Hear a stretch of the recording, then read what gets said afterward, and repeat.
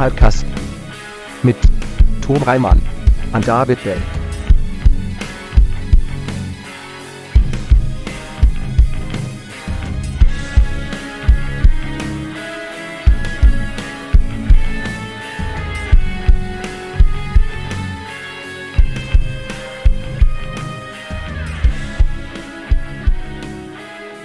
Hello, everyone. Hello. Another episode of Hypecast. Hypecast. It's Hypecast. the show where we get hyped about stuff and things. I'm your co-host, Tom Ryman. I'm your other one, David Bell. Is it my turn? It is. Yeah. It's my turn. I'm Bridgett Greenberg. Yeah, you are. Bridgett. Yeah, I am. I love the energy. Let's go, baby. Woohoo. Let's go. Oh man, it's how are you doing? I am good. Solid. I mean, we talked about that. I just came back from LAX, so I am. I feel crazy right now, but I feel never. actually insane. If you can avoid LAX, never go there. I was under the ground in a terminal I've never been in, and then I took a bus to another bus to get in a car. It's been a day, but I'm happy to be here. I'm glad you're here. I'm glad you made it. I'm in my home now. You spent a Did you portion have of that to, underground. That's incredible. Did you have to do a ride share? I did have to do a ride share because I looked at the traffic and I was like, I have people in this city that love me, but I love them too, so I can't do this to them.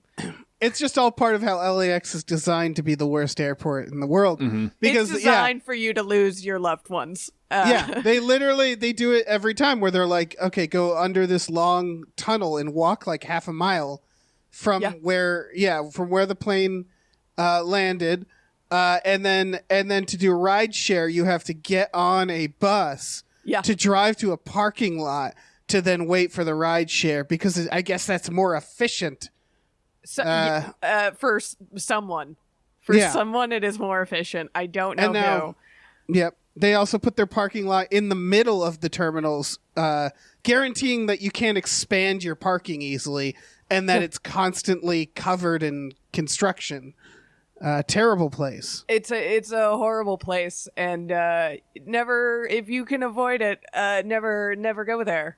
Never go there. Never. It's worse, but nothing will make you happier to be at home. Yep. Nothing doing will make Hypecast. You could just fly into Ontario and drive to Los Angeles from Ontario, and it would probably take the same amount of time. Absolutely. This is deep Southern California talk, but every time I fly out of LAX, I think I should have spent the extra $100 to go to Burbank. Or Burbank, every single time. Yeah, Burbank, a breeze. Burbank is a lovely place. Teeny tiny airport. The problem comparison. is they don't do the flights I want. So the problem it's this thing where you get better flights at LAX, but a worse airport experience versus a worse flight experience at Burbank, but a better airport experience. Yeah, you will have to go to the Dallas airport if you fly out of Burbank, which is the other worst place in the world. Yes, welcome to no one wants that. Flightcast! I could talk about airports in the U.S. forever and why they're all terrible. It's a shared experience. That's why so many comedians have bits about the airport. It's right. I feel like not a human anymore. But no, why would you? That's why I'm here. I've been cattle for the past I don't know how many hours it's been, but it's bleak. I'm here. And I'm ready to do what I do. And let's talk about movies with my friends. Yeah. Let's do it, Dave. I think we've got some producers to name first, though. Oh, that's very true. Some of our incredible Patreon producers. Well, a big old thank you to Hombre. Thank you so much. Thank you to Heathcliff's Helping Handfuls. Thank you. Thank you to the conveniently placed self-destruct button on the top of every baby's head. Thank you to Leffa. Thank you. Thank you to Samuel Beckett's Donuts and Mortgage Emporium. Thank you. Thank you to Ryan, the Silly Money Goose. Thank you so much. Thank you to Snapper Car Punches God in the Dick. Sure does. Thank you to @NerdNumbers. Thank you so much. Thank you. Thank you to Mike the Lurker. Thank you. Thank you to DJ Finney. Thank you. Thank you to Dracula, the bus driving vampire. Thank you so much. Thank you to Brockway Loves the Meat Millie. Sure does. And thank you to David Knife Knife Boot. Boot Henson. Thank you All so right. much. All right, let me swoop in here. Thank you to Grumblebee. Thank you. Thank you to Screaming Horse Pyramid. Thanks. Thank you to Look Mom on a podcast. Thank you. Thank you to Seismic Charge Noise. Thank Thank you to Deborah's Awesome, Barbara's Great, and Cancer Can Go to Hell. Thank you. Thank you to Numino Ultra Microscopic Silico Volcano Coniosis Jones. Fuck. I messed it up. Something. Thank you to Numino Ultra Microscopic Silico Volcano Coniosis Anti-Disestablishmentarianism Jones. Thank you to that guy. Thank you to the baby from Eraserhead. Thank you. Thank you to Chiz Lily Tits. Cheers. Thank you to these 7 Bs. Thank you to Breezy Ruizy. Thank you. Thank you to Davey Francis 9. Davey Goes to Hell. Thank you. Thank you to MVB. MVP. All All right. What a good Let's- group. Yeah. Solid group. Real murderer's row of producers there. Killers, all of them. All right. We got a lot of trailers. We actually cut a few trailers for that reason. Did, yeah. Yeah. But we still have a lot. Mm-hmm. Starting with, I don't know why, by the way. There's just these weird weeks where they're like, this is the week all the trailers It's come trailer out. week. Yeah. Starting with Black Adam, obviously. The Black DC, The Oh, man. Rock superhero. This, now, The inevitable, yet the postponed. the glacially moving Dwayne Johnson superhero movie. I put this in the notes just to remind everybody, but if you recall, Dwayne Johnson was first attached as Black Adam back in 2014. My God. That's a long time ago. It's that a long is- time. And the character was originally supposed to appear in the first if I can Shazam take a movie. moment, yeah, I can take a moment to make you guys upset. I was in college when this was announced. Uh-huh. No. Sure. Yeah. Yeah, I wasn't. I hate that. I have a birthday coming up, so I just need to remind myself that I'm young and cool. Happy birthday. Oh, Thank you. I was trolling for that. I was fishing. Oh, okay. But I saw this movie. I saw this trailer for the first time yesterday without sound because I was watching it. It came on during the NBA Finals, and I was at a bar, so I heard none of it. And and then I watched it with sound today, and I missed nothing. Yeah. No. I missed- also watched it first without sound. You missed nothing. It's just like, oh yeah, this Rock's in a superhero movie. Yeah, they were gonna do this. This seems inevitable. I'm not familiar with Black Adam. Is there anything cool about him? This just very much seems like, here's a superhero. You guys like those, right? I think the interesting thing about him is he's like bad, or like he's got Right, he's a dick. Right. Yeah, he's Right. a real He scumbag. kills people. Yeah. He's real angry. As the trailer heaps a little bit of exposition on us. You know, he was a slave, his family was killed, and now he's got the superpowers. So yeah, he's not interested in being nice to people. So I guess that's like the unique thing about him. Yeah, that's the only unique thing about this trailer, I would argue. Yeah. It's superhero man. It's just like he zaps lightning out and he flies. It feels, and he looks and feels like one of the parody trailers on like The Boys. Like it's so generic superhero. It's truly like, you guys know The Rock, he was always supposed to be in a superhero movie. We made that. It just seems like so little effort was put into it. right. And it's been so long in the making. And it took so long, and his suit still looks terrible. Right. I don't like the weird scoop neck thing it has going on, like why it's showing so much clavicle. I don't like it. That is weird, isn't it? A lot of clavicle. A lot of clavicle. That's not the part of The Rock anyone's interested in. Yeah, he's not the clavicle. He's not Dwayne the Clavicle Johnson. It's just, I don't know if it's the trailer or if it's just decades of superheroes where it's just like, there's nothing in this that I haven't seen before. Well, they're in a Quinjet. There's the guy with like wings that like flip out. Hawkman. They all Yeah, they all look just like generic superhero. Well, it quite literally really- feels a decade late, right? Yeah, it does. And I know this is not true, but it makes me wonder, are we at the breaking point with superhero movies? I mean, I hope so. We might be getting close. Because, like, Morbius, no one saw it. That was a big Either fail. time! Either time! Yep. Maybe even So a third good, time so they're going to good. trot it Oh, out I again. hope so. It'll be the first movie Which to would bomb be 3 times. 3 times, which It'd would be be amazing. hilarious. I think we did that trailer one of the times on this podcast together, and I thought it looked fake then. Yeah, and this looks... Yeah, it just... They're like, here is the outline of a superhero movie. Fill in no details and put in The Rock. Yeah, it's so. And also, I'm assuming, I dare I say, I'm guaranteeing that the arc will be he learns to be a hero, right? Oh my god! And expect 17 more. That would honestly be the only thing that would make this interesting, right? Is if it doesn't, like if he continues to be bad, because this character is a bad guy. Yeah. Yeah, but The Rock, I don't think contractually can be a bad guy. That's fair. I don't. Yeah. Not I don't since think 2005's Doom. Right. Yeah. That was it. That was it. And then he's like, no, Rock is hero now. Rock plays uninteresting characters forever. Yeah. And that's such a shame because, listen, sometimes Rocks is bad. Rocks can Sometimes. be bad. Rocks can be bad sometimes. But not The Rock. But Sadly. not The Rock no more. Him and Vin Diesel even made up. And he can take a break. Yeah, I mean, no, he can't, apparently. He wants all the money in the world, and he won't be happy until he stops. gets it. Yeah. Listen, I But get yeah, it. I'm just- I get it. oh. I'm in the same place. If somebody offers me work, I'm like, yes. Yeah, I'd play Black Adam, obviously. Yeah. Yeah, but if I had that kind of money, yeah, I guess. I don't know. Dare I say I should? I should Yeah, play I Black You Adam. should be Black Adam. Dave should. Everybody, right into DC Studio, Warner Brothers, right now. I Dave mean, for Black Adam. let me paint a picture.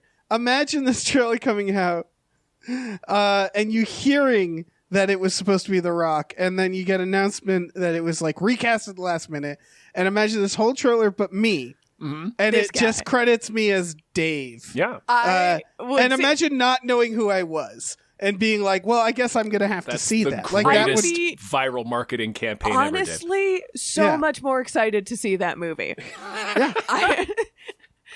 I would be there.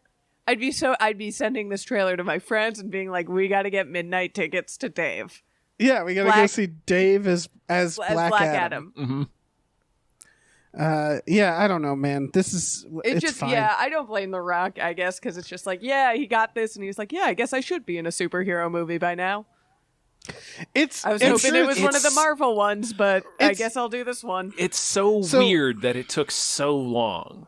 Like, Yeah. that is Right. really strange. And it took too long because now I don't give a shit. Yeah, Right, why on 'cause- earth would you?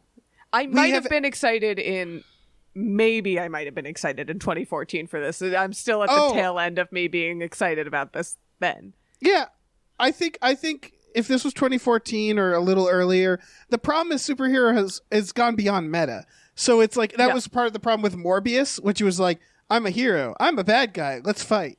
I won, and Right. it's just like, yeah, we're beyond this. Like this is boring. Mm-hmm. Yeah. The idea of being like, look at what he can do. He can fly. And it's like, yeah, we've seen a million people fly. We've seen so It's- many people it's- fly and Yeah. throw buildings and do all of it. So cool. It's just not interesting. Yeah. And he's a Shazam villain, so like we've even seen like his specific power set a couple of years ago already. Like Shazam Right. came out, I don't know, 4 years ago. Right. Yeah. So I don't know, man. That's all I. Yeah, That's all I got. It's like I love The Rock, but like, boy, this movie should have come out 5 years ago. Like, what are Yeah. you guys Yeah. doing? Yeah, Any other thoughts? Can we move on? Yeah, we can move on. we can definitely move on. So we have the full trailer here. We discussed the teaser, but we have the full trailer for Prey. Yes, the Predator. This film. looks dope as shit. I'm mad it's not in theaters. Me too. I know. I want to see Predator in theater. So here is one argument for why it's cool that it's streaming, is that since it's streaming, you will get the option of a dub in the Native American language. Oh, that's that cool. They would be speaking. Yeah, because that's obviously, and it's movies. They're speaking English, and it's like, well, that wouldn't be the case. Well, it's movies. And so they will have, it's movies. So they'll actually have a dub where they speak the historical language they should be speaking, which is neat. They must have. That is fair. Because they're like visibly speaking English in the trailer, so they must have filmed it each scene like twice then. Or it's just a bad dub where they just dub it over. That's true. I hope which is fine. Yeah. Honestly, that's still better than nothing. Progress is progress. That's true. Yeah. That is a little strange. But it's a little weird, but I wouldn't even call it progress necessarily. I mean, I would have accepted this as a subtitled film. Yeah. But I understand why they didn't. I think it would have been, it would have been a cool choice to actually subtitle it. I would have. It would have been really cool. Yeah. But again, I understand why they didn't, and just having the option just recognizes, like, doing the work of being like, we're also gonna, like, the fact that they have Native American cast members and they're gonna actually do the language and stuff is at least, I guess that is progress. it does count as progress. It is because something. they're giving a shit. It means they're giving a shit about that aspect and recognizing it. Yeah. But just besides that, this movie looks fucking sweet. It does. Yeah, it is cool to see. The prequel, I guess, to the Predator. I love Predator so much. I know, right? And it lends itself so neatly to like modular stories like this. So it's nuts that they haven't done this before. Yeah, I mean, Predators have been around forever. When we meet them in Peru, they knew about them. So it's really cool to see them discover Predator. I would argue that they have done modular stories. Yeah. Like, because they're like Predator, and then they're like, where could we put them? In L.A. Great idea. Right. But that's where still can we like put them next? First Alien. To the first movie. You know what I mean? Yes. Yeah. No, I agree that they're still connected a bit. But, like, they're not connected so much that it's a continuation of the story. Yeah. And, like, they might even connect this to something, like Aliens or something like that. I don't know. But, like, they should be jumping around. I think the problem is that they've all been fairly modern, right? All the versions of them. Oh no, I love having people, trying to track and survive Predator when they've been doing that with literally every other Predator. Yeah. Well, it's really cool. It's a cool way to tell the story, and I'm always happy to see Predator. I'm always happy to hear those clicks. Yeah. His little clicks and gurgles. Yeah. Love you, little guy. God, what a cutie. But no, this looks cool as shit. Like even like the non-Predator stuff looks cool. Like with the main character hunting the bear that we get to see in this trailer. That sequence just really looks cool. Yeah. So I want to note that there are blink if you miss it. There's shots of like white dudes with muskets. I did see firing. them. So excited. Did see them. So excited to see some colonials. I know. Get absolutely torn apart by Predator. Housed by Predator. Yeah. Yeah. But is it possible? I don't know when this takes place. To link to the old timey gun in Predator 2. It sure is. Yeah. Yeah. That's possible. So I think they might set that up just for funsies. They could. Yeah. Yeah. It's right there. Yeah. I could see. Yeah. Yeah, I'm guessing it's the idea of like the honkies are coming in, they're fighting the Native Americans, and then they have a common enemy. I'm guessing that's what's going to happen. Maybe. They might not. I'm hoping they don't like patch things over. Like it's not going to be as smooth as that. I imagine from the trailer, what I can tell, from what I imagine and hope, is that it's like, look at these idiots getting killed with their loud, stupid guns. Yeah. Oh, no. I think it'll be like Gary Busey in Predator 2. It'll be like technically a common enemy, but they're kind of clowns. Yeah, I think that would be the way to do it. Yeah, yeah. I now that you pointed out, I am sort of excited to see like Predator take that old gun that he gives to Danny Glover, and because just imagine, like, I don't know, it's there's something funny about that to me, where the Predator's like, oh, look at this fucking thing, oh, I'm gonna hang on to this. Oh, this is neat. This looks handy. Right, just thinks it's adorable. Yeah, this guy tried to kill me with this. Can you believe that? I like that I because show the Predator. this to my buddies. Yeah, he's like showing it to people, and then this guy pulled this on me. Can you believe it? Yeah, Right. here's his skull. Yeah. I like it because that Wearing feels his like the skull same. on my fucking belt. Yeah. That's like the same regard as when Danny Glover gets it. It feels like because when he gets it, it's almost like the Predators are like, I don't know, he's still here. Should we like give him something? Give him something? Yeah, give him that gun. Give him that gun that Frank got. You remember that? Oh yeah. Yeah, give me Frank's gun. Here, this is one of you guys. Yeah, Here, this is take yours, gun. right? Here you go. Yeah, and the bear part in the trailer. Yeah, Looks cool. great. Looks great. real cool. Looks great. Yeah. Yeah, Good title. super excited. Very Good excited. title. Yeah, title. Prey. That's a solid I title. love when a title can just like pick the easy thing off the table and dunk it. Yep. You know? Yep. All right. Well, next trailer is not much of a trailer. It's a teaser for the League of Their Own series. Yes. Series. It's a series, yeah. Here's I want to root for this so badly. I really want to root for it because Same. I like so many of the people who are a part of it. It's got a killer cast, yeah. Killer cast, but I have been giving nothing that gives me much hope. This trailer is not good, but that... No, it really is. It doesn't a- really make sense to extend this story, and this trailer doesn't give any sort of through line that makes it make sense. It's like a weird song choice, too, with the Fleetwood Mac song. I really don't like when you do a period piece and then you use a song from a different period. Yeah, it's odd. It's weird. It was... there's a lot to do with this story. I just like this period in time. It's such a unique period of American history, so you could do you could easily make this into a show. So I'm still like looking forward to this show, but this trailer was oof. I'm rooting for it, but yeah, this teaser is like a lot of my fears of like, are we just spinning wheels here? But hopefully not. I really want to root for it. Yeah. Yeah, I mean, who's behind it? I know. I don't know if he's playing the same role. Is Nick Offerman's in it? Is he playing the Tom Hanks? I don't think it's the same role. I don't think any of the characters are the same. I think it's all new characters. Okay.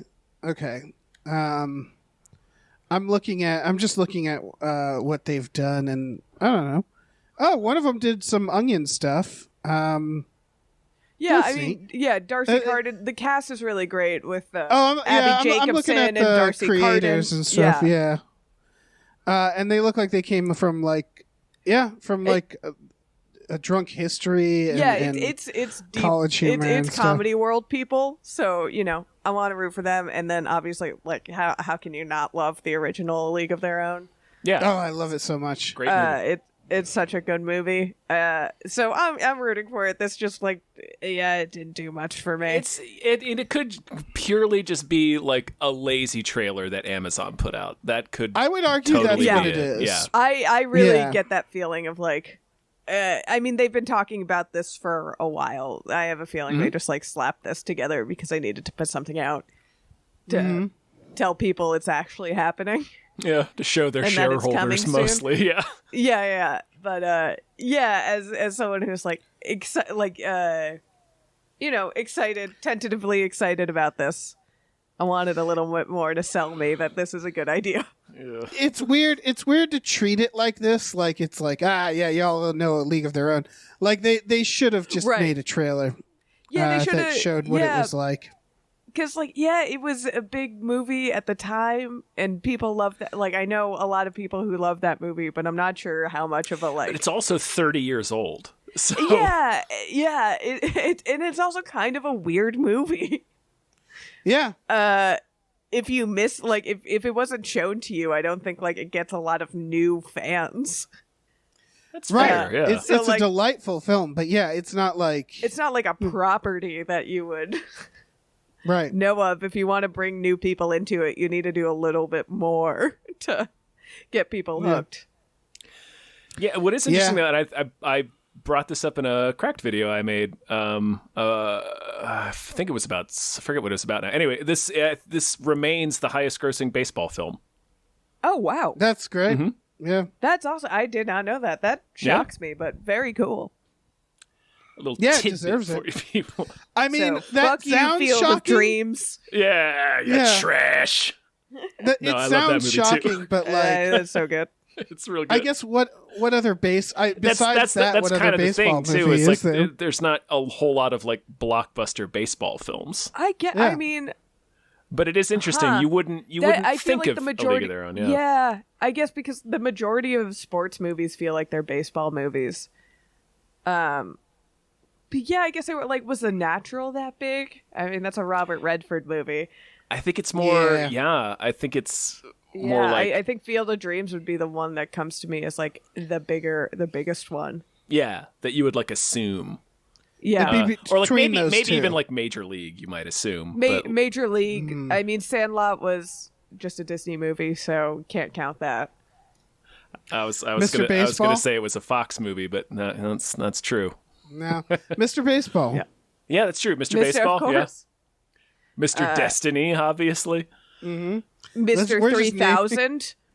Lots of misters in the baseball world. And this one is about Miss. Mrs. So, Baseball was which the is working why- title.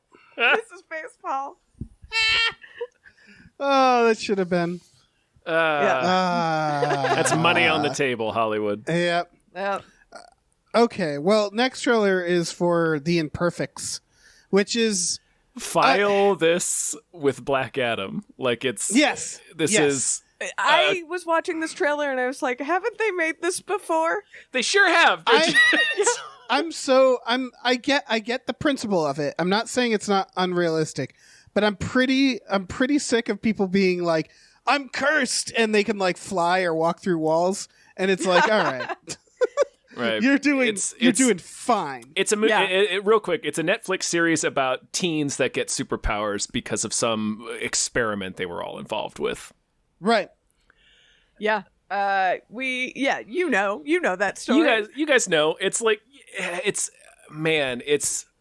Netflix has done this so many times. Right, and that's like Netflix itself has done this already. So it's, I don't know, I'm sure like the story itself, like on its own in a vacuum, is probably totally fine and interesting, and I'm sure people worked very hard on the show, but boy, superheroes is crowded as hell. We just got done talking about it, and like even this specific subgenre of superhero is like crowded as hell. Like we already, I don't know. Yeah. What was, I can't remember the name, that the Innocents. That's the like Norwegian one with little kids. That's the only recent one that I'm like, that looks like they did something with it. Because that's like Brightburn, where it's like yes, also the kids are really little. Yeah. So they just can't control themselves. Yeah. It's like that episode of The Twilight Zone with the kid who has superpowers, and he just doesn't have the wisdom to be responsible with them.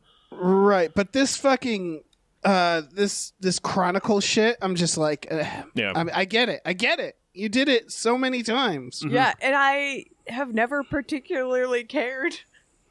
No, I mean, that's not to say there aren't good ones. I mean, First Class was good. First Class, they were a little older. The Umbrella Academy, but again, they're older. The Umbrella Academy, I never personally got into, but I do understand is good. It is good, yeah. You know why that's good? Is because there's like plot. Like that's the key. Is that yes, they have like issues with the fact that they were raised in this fucked up scenario, but like things are happening that like that's not the entire identity of the show, you know? Right. And that's pretty key. Right. We need something more than just discovering their powers and learning how to be a hero. Like you can't do an origin story anymore like that. No, you really it's can't. Too crowded right now, and we've told that story too many times over the past 15 years. Yeah, like give it a little bit of a break. Or do something. Like that's a good starting place. Oh, these kids have powers, but like that can't be the whole thing. It can't be the whole thing because it's been done. It's a trope by now, so you can't just do the trope anymore, which is like, the same note as Black Adam. Exactly. Like Iron Man can't be the movie you put out. Like Iron Man is episode 1 of your show now. Like, right. Like that, it can't be the whole premise. Like learning how to be a superpower person. I don't know. Yeah. No. I'm sure You're it's right. fine. I'm sure all these actors are fine. It's just I don't care. Yeah. I've seen it, and it didn't. There was no pull. There was no entryway. They for couldn't. me. They couldn't. Netflix couldn't even go the extra distance to put Josh Duhamel in a goofy costume for this one. Like whatever that other one they did was. Like in Jupiter's. At least give me a goofy costume, right? What? I Respect can't even remember my what the time hell enough. I can't even remember what the hell that show was called now. Like Jupiter's Legacy? Was that it? That might as well be it. But sure, yeah. What if there's That can't be 100% right, it? but sure. I'm going to look it up now. We can move on, but I'm looking it up. All right. Well, the next thing is 1899. This is from the people who made Dark, which I keep being told to see, but I haven't. Guys, it is this is 1,000% called Jupiter's Legacy. Okay. Jesus Christ, really? Yep, sure is. Fuck. Sure. Yeah. Yeah, sure. This is Lost at Sea. What I mean is like the show Lost at Sea. Not necessarily in a bad way. It's a group of European immigrants go from London to New York City, and they encounter another ship adrift at sea, and then it's a series. And I'm kind of hoping these fuckers never see land again. That's what I'm hoping. Yeah, this is one of those trailers where it is extremely hard to tell what happens, and that's on purpose. Yeah. And it's designed that way, but I hope it looks cool. It looks like it could be cool, which is like the most you can get out of it anymore. Yeah, right. It also looks like it looks like Victorian creepy, which is a catnip genre for me. Yeah, great vibes. A great kind of creepy is Victorian era creepy. Solid genre of creepy. Yeah. Yeah. It also looks like a gigantic mystery box. Yes, It's. I think the Bermuda Triangle is probably involved. There was a couple of triangle hints in the trailer. Yeah, I hope we're given. Yeah, because what annoys me is when we're giving nothing to go off of, and I'm just watching something to find out what happens for 9 seasons. Right, and while I wish they will stay on the boat, that means also that's a lot of spinning wheels, right? Yeah. Right. But I don't know. It looks really cool. The effects look really cool. The idea that it's on a boat and there's this weird black hole in the ocean. Yeah. I liked what I was seeing. It does look cool. Like that right now it's all style, and I don't want to say no substance, but I just don't know what the substance is yet. You can't tell. There are a lot of these trailers now. Like I even think of that with like the Nope trailer. Is I'm not getting a lot out of it, but I don't think I could. I think if I did get something out of it, it would ruin part of it for me. I don't want to know any more about like Nope. Yeah, so there's like some stuff where I'm appreciative of that. Yeah, so I can't really tell. So like as a vibes piece, this works for me. Yeah. On the subject of Nope, has anybody seen the new trailers or TV spots? No. I don't think so. Oh, no. I'm not saying, look, I trust like them to not spoil things that they need to not spoil for sure. But no, the trailer and TV spots, the new one, tell you exactly what it is. So if you don't want to know, don't watch them. Okay, good note. Yeah. Which again, I assume they have more tricks up their sleeve. Most trailers are like that, but I made the mistake of watching the new trailer for Nope, and I was like, nope. But yeah, on this one, I feel like the show Dark is enough for like that got a big enough fan base that they just have to say that. I'm curious if the characters are interesting because they're all so fucking serious. And if they're all serious, then it might be might be a tough watch. Also, well, what is it? And we are kind of, I guess, getting around this, is that Dark is an anthology series. So if they're serializing this, hopefully it's not a bunch of spinning wheels. Yeah, it's really, my overall thought is like, this looks really good. It's a tricky task. Mm-hmm. Yeah. What you're trying to pull off for me is it's going to be very tricky to keep my interest if you're presenting a big, elaborate mystery box for sure in a single location. Yeah, it's definitely one of those where I'm going to keep an eye on what people say about it. Mm-hmm. Yeah, that's a good way of doing it. Yeah. Yeah. I'm intrigued, but I'm not going to dive in head first. Yeah. But don't do that. Yeah, it's the Bermuda Triangle. It's the last thing you want to do. Yeah, that's true. Unless you're Mulder. Then you're going to go right in there. True. As we know. Yeah. Fucking sink your boat out there. Yeah. Fuck yeah. On purpose. All right. The Munsters. Let's go. Listen, the fact that Rob Zombie is just genuinely doing like an unironic Munsters movie fucking delights me. I love this. Just a big smile came across my face, and it was a perfect teaser. Just like, yep, here they are. They're being them. And we're going full in on the original, like, Munster style comic booky. Yeah, thing. it's real camp. It's real silly. I'm into this. I'm into it too. I don't think children will be though. I Right? don't know who is going to be. Like, who wants this? The audience for this is very confusing to me. And it's like, when I realized, it's a movie and not a show, I'm like, I don't know if I'm going to pay to see this, but this is fun. I'm having fun with this piece. I would watch it as a YouTube series. Sure. Yeah. It is. What were we just talking about? Oh, League of Their Own is a 30-year-old movie. Munsters is what, 50-year-old show? Oh, yeah. 60-year-old show? So it's even more confounding who is going to find this. Yeah, it feels like something I would love to watch at like a, midnight showing somewhere. Yeah. But the fact that it is a new movie in theaters, I don't know if I'm going to bring myself to it. But this is coming to theaters? It seems like Universal Pictures.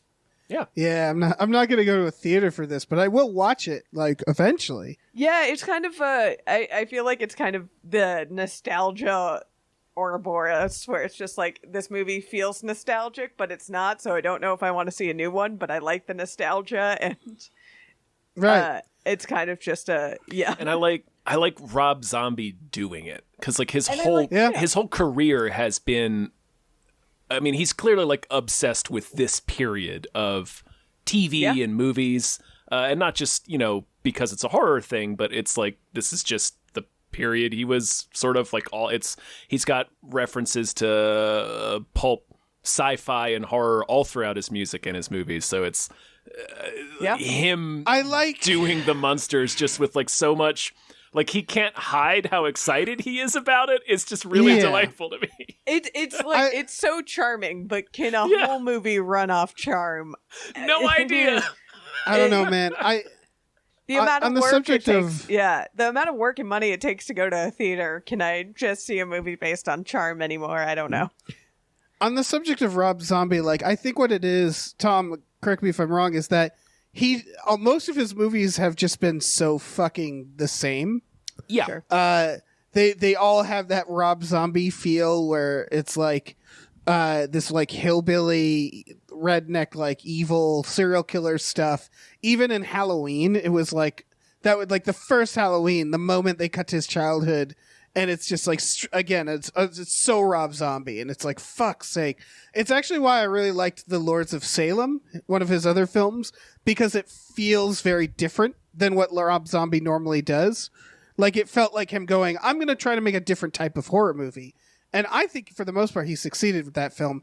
So it's nice to kind of, like, because I think he's not a bad director. He just makes the same movie a lot. Yeah. So it's kind of cool to see like him make a kids movie with Richard Richard Brake is in this, and I think it might be against the law to put him in a kids movie. He's terrifying. Why would you show a kid that man? He's terrifying. But whatever. He's Otis, right? No, is he? No. That's I met that guy. That's Bill Moseley. That's right. Richard Brake is like Doom. He's Portman and Doom. Oh, that guy. Yeah, you can't put him in front of kids. Right. Like, I'm sure he's a perfectly nice man, but he is a terrifying man in everything he's in. Yeah, he shot Batman's parents. Yeah, he's a weird slime ball. Yeah. But yeah, this is. I hope this is good. I hope it does really good. I hope kids like it. I don't know why they would, but I hope they like it. Yeah. Maybe they will. I mean, I got really into the Addams Family when I was a kid because of the Sonnenfeld movie. I had no reason to be into the Addams Family. I just saw the movie and really liked it. Those movies I liked as a kid too. So like, I think generally speaking, kids don't need to know the source material. No. Right? I had never seen a single episode of the original Addams Family. Yeah, and kids are generally morbid. Yeah. And so I think they like shit like this because it feels taboo for a kid. It's just like, what a weird, but it looks really fun. And yeah, I mean, I hope kids see it because it just, it looks fun and weird and not, and very different from a lot of the kids content that comes out. Yeah. Yeah. Remember when Rob Zombie got mad at the skateboarders near his Connecticut house? Yeah. He's an old man, Dave. That's disappointing. That's very funny. He's like 60 now. Yeah. Sorry, I just always want to bring that up. The days of slamming in the back of his Dragula are behind him. R.I.P. Yeah. I really want to see him make like a sci-fi movie. That would be cool. like a pulp 50s sci-fi movie. But anyway. Yeah. All right. Well, next trailer. This is Guillermo del Toro's Cabinet of Curiosities. We don't have much of a trailer here, really but we have a lot of names. A list of names, and like half of them I'm really excited about. Yeah. That's it why was I had enough to. for me. A list of names worked for me because I don't know, it looked cool. I like the idea of just giving creators a sandbox to play in. Yeah. It's like good the creators. Masters of Horror series that they did on whatever channel that was, Stars or some shit. Yeah. But yeah, no, I'm into this. What is Netflix 2.0. Yeah. A swing for Netflix 2.0, and this one seems cool. Yeah, like it really does. Jennifer Kent is involved. I'm trying to think of some of the other names. Yeah, that really. Jennifer Kent did the Babadook, right? Yeah, and the Nightingale. They said the director of The Vigil. They said the director of Twilight, which is like sure. I've sat next to her at a movie premiere one time. Nice. There's at least 2 episodes based on Lovecraft stories. Okay, that's cool. Yep. The one was written by David S. Goyer as well, so you know. Sure. We'll see. I mean, it's anthology. Glover. It's always going to be hit and miss. Crispin Glover and Eric Andre were both credited as actors. The Eric Andre thing. I was like, that's going to be cool. I think. I hope. You could make a horror movie just about Eric Andre going over Crispin Glover's house, right? Yeah, the director of Mandy. Yes, that one's going to be insane. The Empty Man. The Empty Man. Splice. Splice. Yeah. Twilight. A Girl Walks Home Alone at Night. Yep. There are some really cool creators involved in this. So it's anthology. They're not all gonna hit, but I don't know. It seems like it's kind of the beauty of anthology. Yeah. You get some to are see gonna be better. Yeah. And Netflix is good at that. Is good at making those. So I think this is a good move for Netflix 2.0. Yeah, for sure. Extremely good move. I'm like a couple Stranger Things episodes away from canceling my Netflix. And they're going to keep doing shit like this, and it's like, shit. Yeah, give me some weird-ass anthologies, yeah. Yeah, that's what I want. Yeah. Put Eric Andre and Crispin Glover in a horror series and see what the fuck happens. Yeah. Apparently, did they advertise that Tim Blake Nelson's in an episode? I didn't Because see. he is. I didn't see his name in the trailer, but Yeah. They advertise Andrew Lincoln. F. Murray Abraham is apparently in an episode. That's interesting. Huh. Peter Weller, RoboCop, the robot cop. everything you're saying is just making me want to watch this even more. Yeah, I'm very excited. Yeah. This is going to be very, very fun. It's gonna be cool. I'm excited. Yeah. Next thing, is this also Netflix? The Sandman. Yes. Yeah. I know nothing about the Sandman. Same. Me neither. This okay, we're all on visually- the same. Yeah, we're all on the same Okay. page. Yeah. Okay. Visually, this looks like a lot of fun. Something about the visuals of this looked almost old school. Like Yeah. I think they're using that like weird filter on the lens, like the soft filter. It did, and it looked like they weren't trying to. It looked like they were trying to avoid CGI, which I like, or maybe they were just Right. trying to avoid us seeing the Sandman. But Maybe this is going to sound weird, but maybe it won't. It looked British. Did that make sense? It Does did that make look sense? No, British. yes, Yeah. it looks British in a good Was way. it In a not way British? where it's like, is it not British? No, it is. It is. I'm just saying, like the Oh, Dave yeah, was yeah. talking about, like the filter, like the kind of yeah, the way it that soft actually. lens. Yeah. It like looks reminds me of- British. Yeah. Yeah, it reminds me of like The Singing Detective or something like that, where it's like this is like an '80s British show. Exactly. The effects look very modern, but like I know what you're saying, because like, weird comparison, but like a show like Sherlock, which is British, felt like it was trying to appeal to American audiences and be less British, whereas this looks like it's unapologetically British. Yeah. It's just like, we're going to be wicked fucking British about this. And great. That's great. And obviously, it's a very famous Neil Gaiman series of graphic novels that are very celebrated. I have never read them. They've been recommended to me probably my whole adult life. I just haven't gotten to them. They're very Yeah. long. And I know this an adaptation of Sandman, I think, has been in some form of production for decades now. Yeah. So it's finally happening. So Yeah, I I don't know know I what know this- this is a huge deal for a lot of people. Yeah. What is the Sandman? I don't know. Is it a person? You're Okay. asking the wrong mean, group. he's I the- was going to look it up because I was almost certain that you guys knew. But nope. Nope. I mean, I What know if it's- I know he's the guy that we see. Okay. Yeah. The Morpheus. What if he just like works for a gravel company? And it's like, yeah, it's the Sandman. Yeah. He just brings you your sand. Yeah, the Sandman. David Thewlis is in this. Stephen Fry. It's super British. That's those Extremely are two British. very British actors. Gwendoline Christie. Doesn't get much more Also, British than it's this. also British. Yeah. One Charlie Dance. Charles Sea Dance. Dance. Yeah, Sea Dance. Yeah.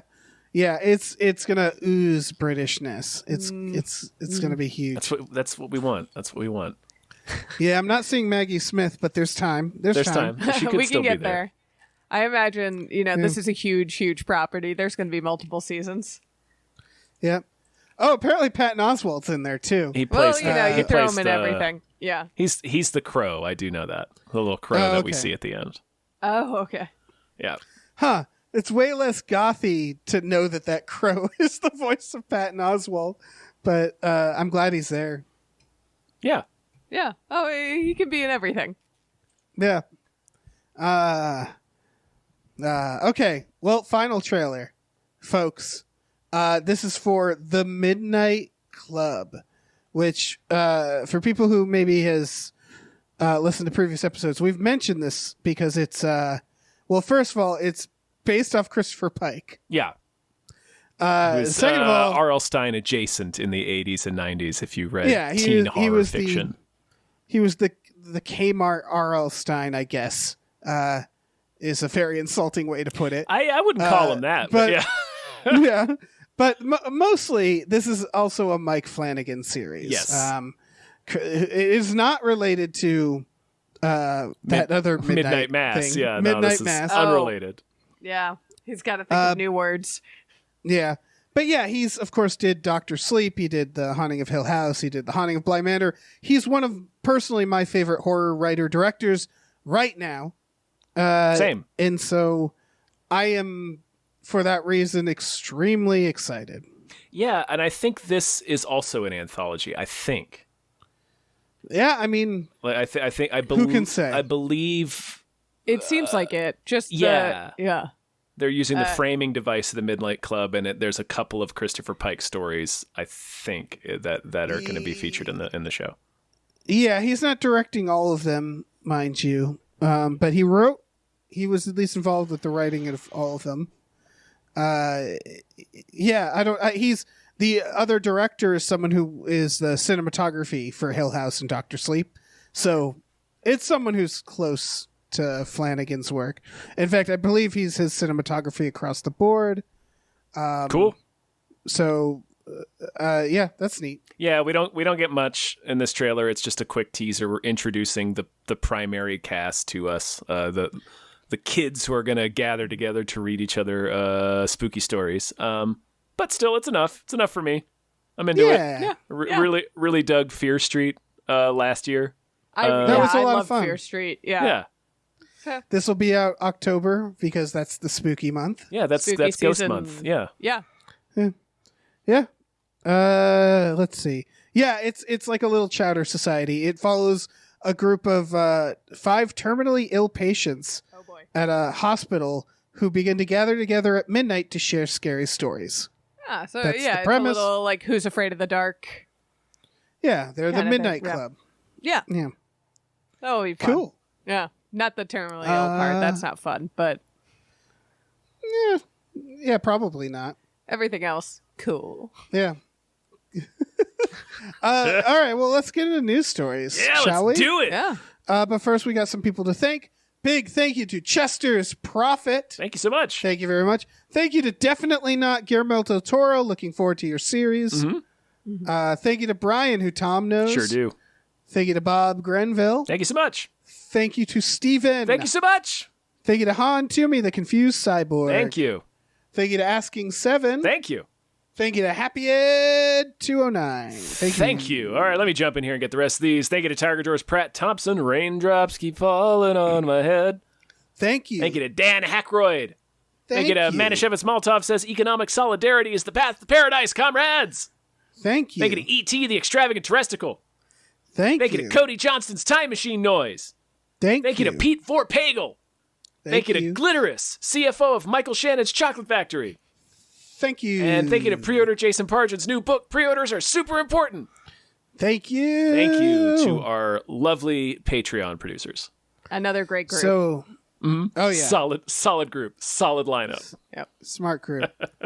So Nev Campbell will not be returning to Scream 6 due to the pay, due to what she was offered. I don't blame her. Yeah. Yeah. But no, this makes. I mean, yeah, makes it's a sense. bummer that it makes sense, but yeah, I think when we Tom, when we went over Scream 5, I don't remember if this is what we landed on or if someone threw this out. There's a case for just she shouldn't have been in any of the Screams after Scream 1. Like it would have been neat to kind of switch that up. Like, but since she is, you kind of need her. I'm going to be honest, I was surprised she was in Scream 5, which I refer to as 5 Cream. Yeah, 5 Cream. Yeah, and on anything. I mean, you said after 1. I will say after 3. But 1 is important. That I'm always surprised. You're she right. comes No, back. you're right. 3 was completing her little trilogy. Yeah, her yeah. arc. I think we give her a trilogy, but it could have. I would have liked to see. Yeah, I don't think she needs to. I think you can adapt with the new kids from 5. And just, or just don't make these. I mean, that's also a valid option and maybe my preferred path, but we are not going to do that. So if you're going to continue, just give us a next gen. Yeah, I guess my case is that I don't think it ever got better or it ever got equal to the first Scream. No, and that there's a version where I you could 2 a lot, but 2 is fun. 2 is fun. I guess what I'm saying is they could have gone in a different direction immediately. Yeah. And they didn't. So since they didn't, this is now kind of this story of Sydney. And so like every attempt to bring in new kids always felt like, I don't give a shit. Right, they always wipe them all out too. Yeah, it doesn't. Yeah, it doesn't. I thought that was funny. I think you got to give us a chance to like get. If you're going to continue the series at all, which is clearly what's going to happen, so we could just move forward. But yeah, you got to give us a chance to get endeared to the new cast. Otherwise, because I liked those kids. I liked the little sister in the last one. I think there's stuff to like. It's just that every you don't get sequel, a chance. Yeah, you're just waiting for them to show up. Mm-hmm. Right. Since 3, every sequel has, and I guess that's only 2 sequels, but they've just been like, here, we're doing it again. Now we're doing it again. Like, it doesn't feel like they have anything to say anymore. Right. Or anything to do. It's just killer shows up. Who's the killer? Oh, it's that one. They're a scary movie fan. They have some meta reason. Then they get murdered and the thing's over. And I don't know. Maybe they need to Friday the 13th this and make it supernatural. Do something. Maybe. There's something they can do, and there's just something that seems so obvious that they can do that is interesting, and about like how the way, media has changed, and how the way like this new generation watches things and takes in things, and it feels more personal than ever, that they are leaving on the table in favor of just like nostalgia or waiting for the new characters to come back. Wait, and what is this thing they could do? I mean, if they I don't know, but I feel like there's they can lean into I don't think kids these days watch movies the same way that kids in the original, like from that era, watch movies. They're on TikTok, they're on they watch YouTube. Like, make it about new media instead of just waiting for the old people to come back in. I think in order for that to happen, they have to have people in charge of this series that aren't like 60. Because like they all feel like they were written by like 60-year-olds. Oh, yeah, absolutely. Where they're like, because they're always like, new internet age. Like the kids, they will have that, but then they'll have like weird web cameras strapped to their heads. Right. It's and like clearly they don't like understand what that actually means. Right. It felt like they tried to do that in Scream 3, and then they were like, nope, that didn't work. Let's abandon it, and let's just wait for our old cast to come back. Yeah, and without the Sydney arc, it's just over and over again the same thing. Yeah. Which you could argue stuff like Friday the 13th is that, but I think that's why they made him a zombie, did something weird. He goes to New York, or rather he gets on a boat to New York, or goes to hell. Well, yeah, and they recognize, they switch gears and realize that Jason is the main character of Friday the 13th. Yeah.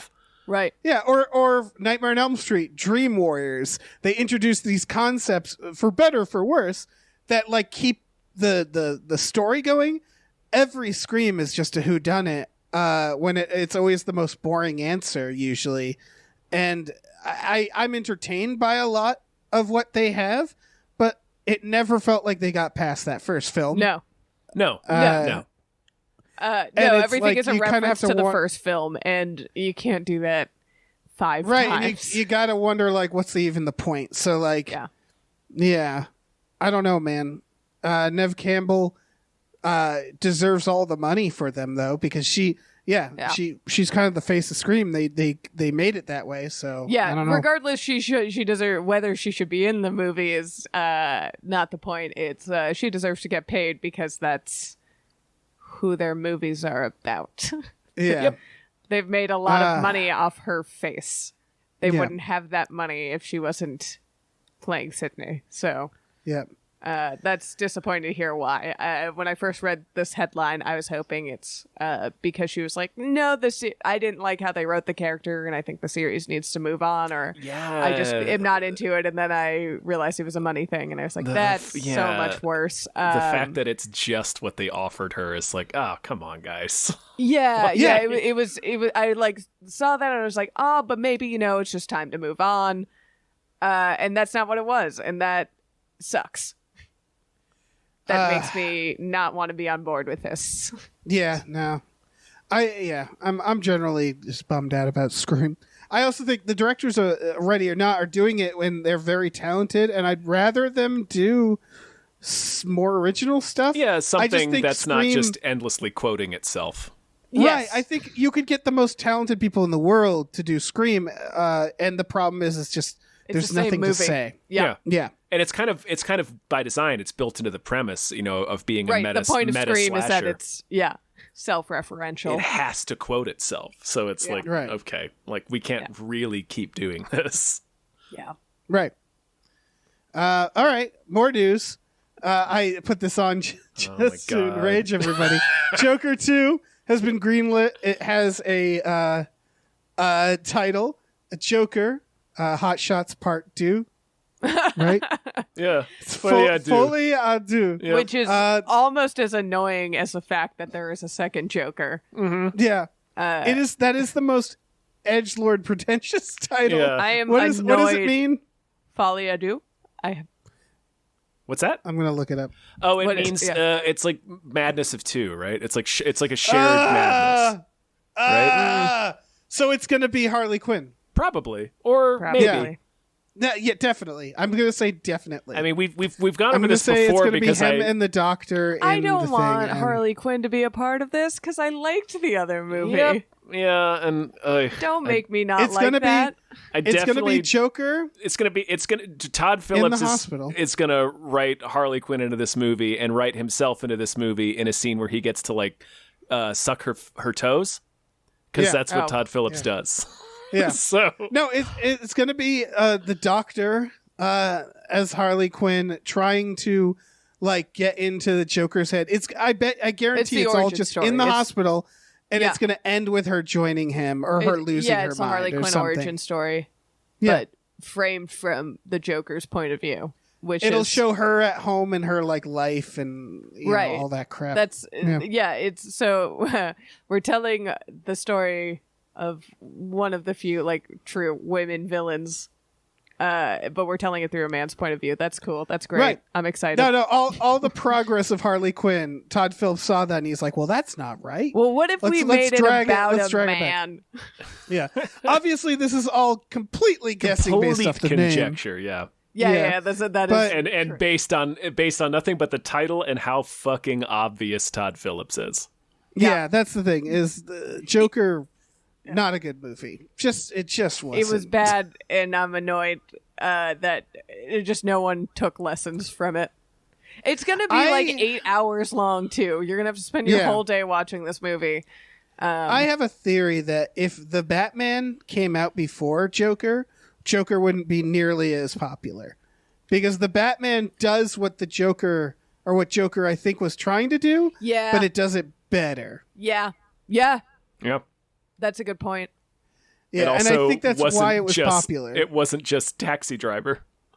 Right. Yes. But that's why it was popular, is because it was a grittier, grounded version of a Batman world that people were like, oh, this really works. And I think that's why it made fucking almost $1 billion or $1 billion worldwide. It made over I $1 billion, believe. yeah. Yeah. I have the same theory behind like Jurassic World, where I'm like, I think people just wanted to see dinosaurs. Yeah. Yeah, it could have been in and- any format, but yeah. Yeah, but it helps that it was a recognizable brand, for sure. But yeah, I don't know, man. Movies are back. Speaking of movies that endlessly quote themselves, Mm. them Yeah. Jurassic Parks. Jurassic Park.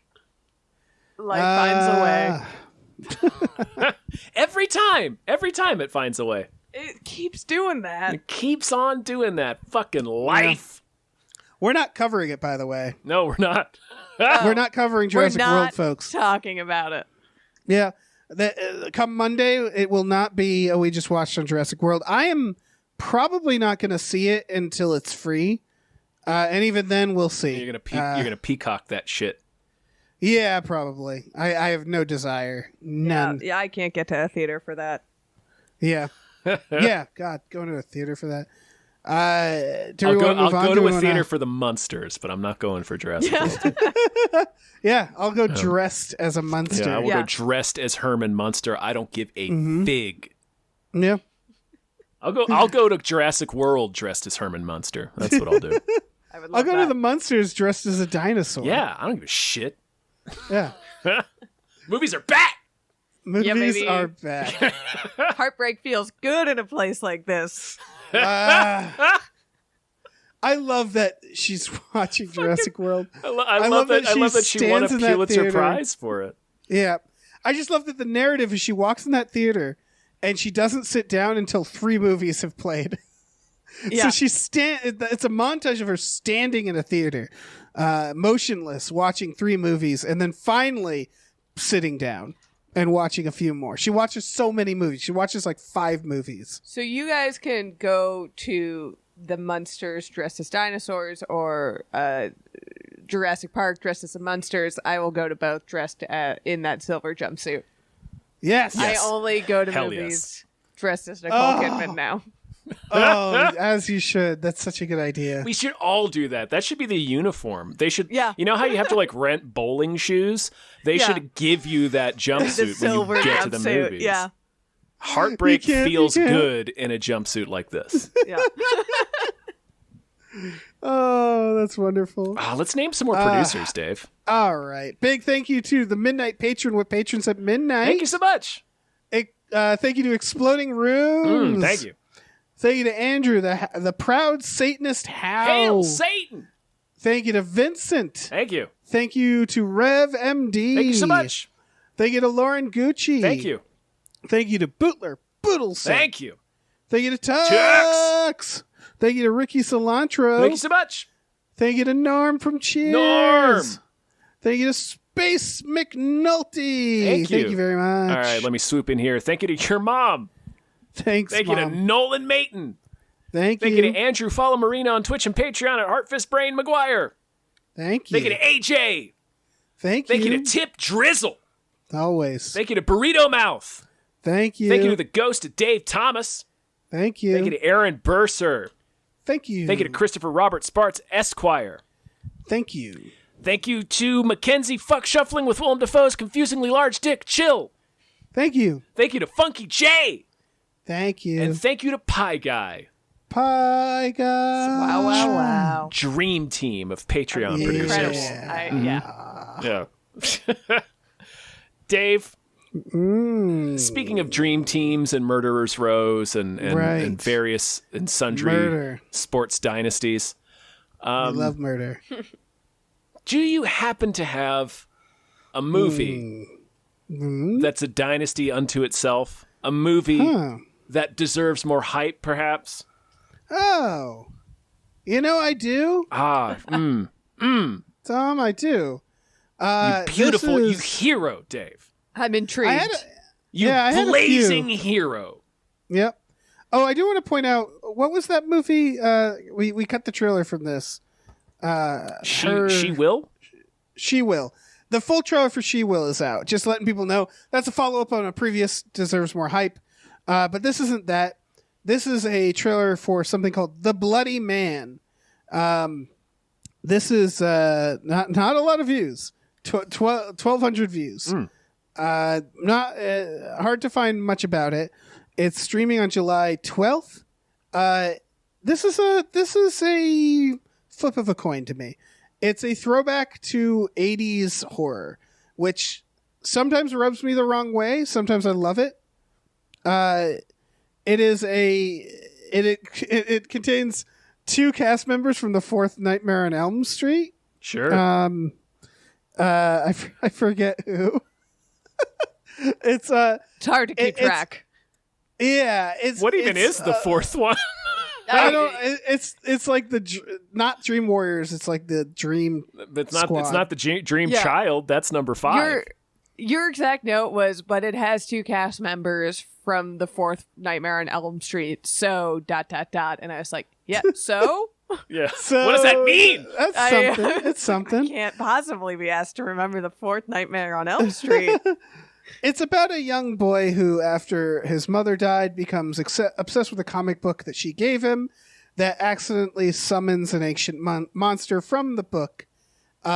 It's trying to be, I don't know, what was that? The Gate? I feel like that's the vibes a lot of the reviews are comparing the kid's performance to like a Goonie. So like the kid does a really good job, is from what I've seen. It seems like it's just a throwback to like not actually Nightmare on Elm Street, but more of like that adventure kid where it's like real dark. Monster Squad. Yeah, Monster Squad. But maybe less comedy. The trailer isn't amazing, which is why I'm like, I don't know. I don't know about this one. Yeah. But again, it's not really talked about, and I think it deserves to be mentioned and talked about.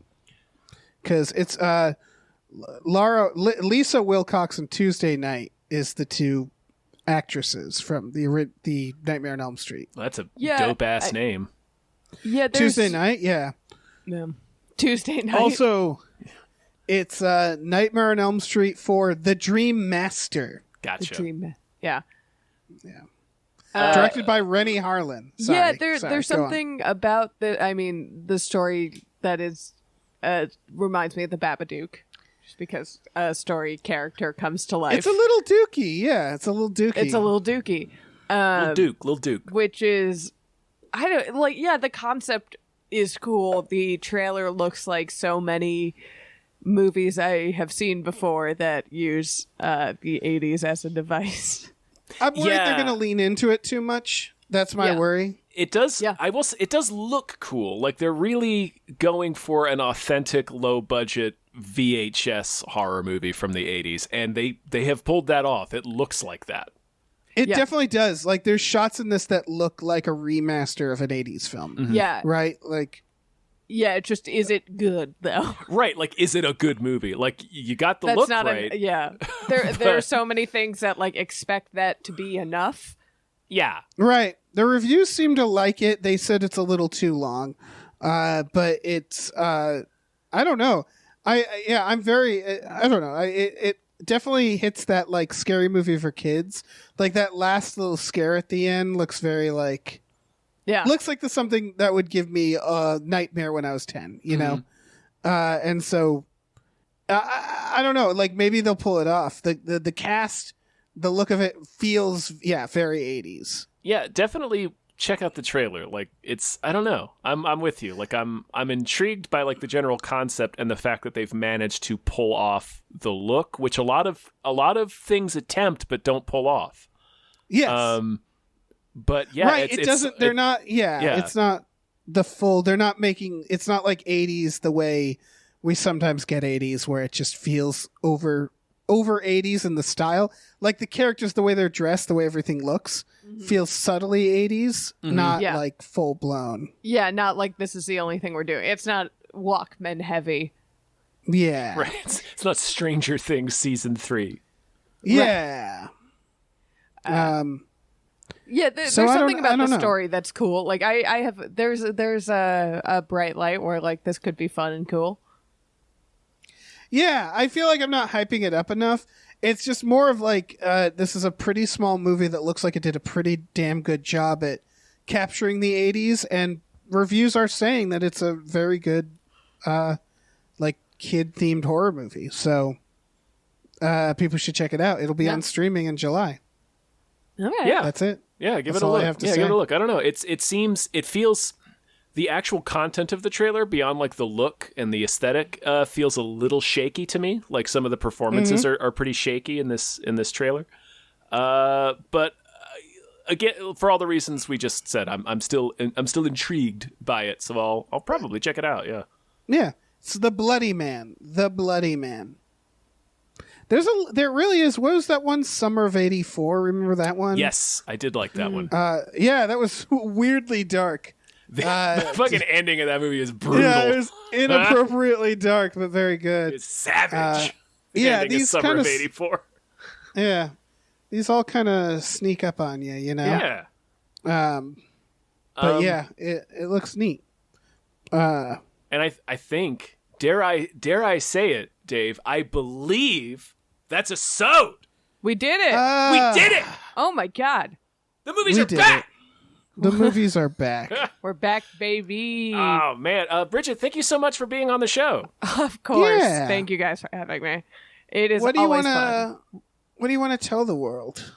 Oh, Like anything you want to tell the world. Well, Anything. I'll be vain and do the standard thing. Do it. Be vain. I mean, if you're here and you don't know that I have podcasts on the Small Beans Network, you got through an hour of listening to a complete stranger, so that's cool for you. But I have some of my own podcasts over there. We're doing, me and my co-host Sarah Griffith have this podcast called Shooting Threes, where we go through movie trilogies, some more movie talk, and a couple others. I pop up around there, and I'm producing some movies and some stuff that I can't talk about yet, I don't think, but you can find them on my Twitters at Bridgett Tweets. Some of them you can see on YouTube, and that's all there. Hey! Yeah. YouTube. Yeah. Movies! You doing that Black Adam movie? Are you involved That's in me. Yeah. You are The Rock. I like a check just as much as The Rock does. And maybe need it even more. Yeah. Maybe. Were I asked, I would be involved with Black Adam. Yeah. Whatever you want me to do. I can get on my high horse here, but I'll sell my soul in a damn second. Oh, hell yeah. Oh, my God. Yeah, I'll sell out in an instant. Are you kidding me? Yeah. Really easy to be all high and mighty over here. Yeah, listen, I can't eat artistic integrity, all right? So, yeah. Dave, why don't you tell him some stuff? Yeah. Oh, fine. We have a Patreon, patreon.com/gamefullyunemployed. For just $5 a month, you get access to a bunch of podcasts like Tom and Jeff Watch Batman, Fox Mulder is a Maniac, Star Trek The Next Futurama, and Spiel Boys. Yeah. If you want to give a little more, we watch movies every Friday night with our patrons. We watched Star Wars Episode 3 and Dante's Peak last week. Not selling it well with that. But maybe we'll watch good ones tonight. You know? I think we might. Ooh. I think we might. We also have a store. Head over to gamefullyunemployed.com where you can find a link to our Teespring store, where we have all kinds of cool original artwork and designs you can get on t-shirts, stickers, mugs, posters, all sorts of things. So check that out. Yeah. You goofs. You goofs. Oh, man. You goofy fucks. Movies. Heartbreak feels good Feels so in a good. Black Yeah. Adam like this. All right. I don't have anything else. Say goodbye, everyone. Goodbye. Bye.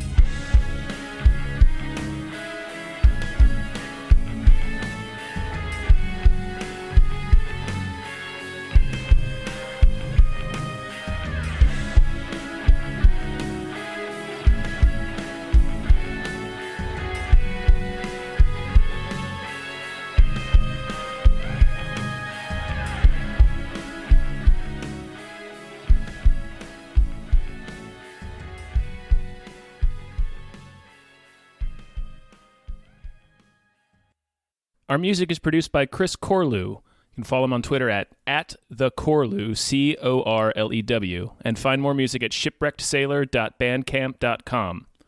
Our channel artwork is produced by Michael Vincent Bramley. You can find more of his artwork at instagram.com/mvbramleyart. Our episode artwork is produced by Justin Brown. You can follow him on Twitter at @JustinTBrown and find more of his artwork at artnessbyjustinbrown.com and justinbrown.info. Hello, human peoples. You're listening to the podcast network of Gamefully Unemployed.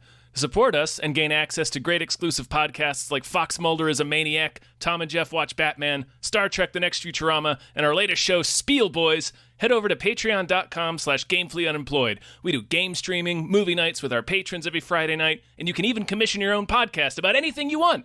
Literally anything, within reason, and we have to do it. You are quite frankly out of excuses not to go visit patreon.com/gamefullyunemployed. That's patreon.com/GAMEFULLY unemployed, which is spelled like it sounds.